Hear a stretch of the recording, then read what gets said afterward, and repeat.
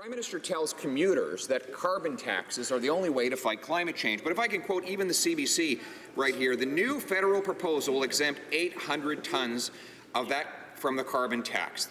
That will allow 96% of Belle-Dune's greenhouse gas emissions to pass through its giant 168-metre smokestack for free. Right.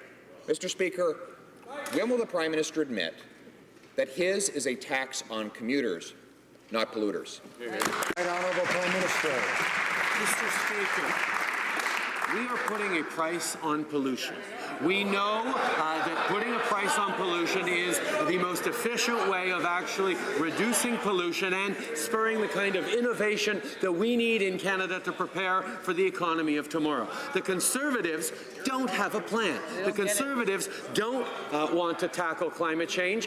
They would prefer to spend their time spinning tales about what we're doing or not doing. Mr. Speaker, we are showing concrete leadership on fighting climate change. They are dragging their heels and trying to stay in the bad Harper. Honourable order. The honourable member for Carleton.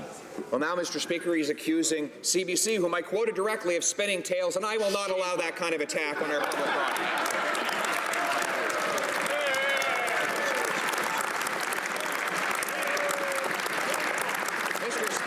Mr. Speaker, he is allowing coal-fired plants to have up to 96% exemption from his carbon tax. So again, same question.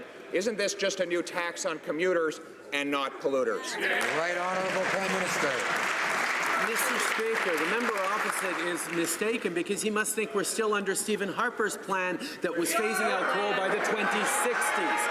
This plan, our approach, is to phase out coal by 2030, Mr. Speaker. We know that we need to take immediate action to fight climate change. That is why we have a comprehensive plan to fight climate change that includes putting a price on pollution when, quite frankly, the members opposite are going to run on making pollution free again, Mr. Speaker. That's not what any Canadians want. Honourable member for Carleton. Well, actually, it's precisely what the Prime Minister wants. His plan does make pollution free for the largest industrial polluters. They get an exemption for higher than, in this case, up to 96% of their emissions will be completely tax-free. Meanwhile, single mothers, soccer moms, small businesses, and seniors will pay the tax on 100% of the energy they use. Isn't this, again, a tax on commuters and not on polluters? All right, Honourable Prime Minister.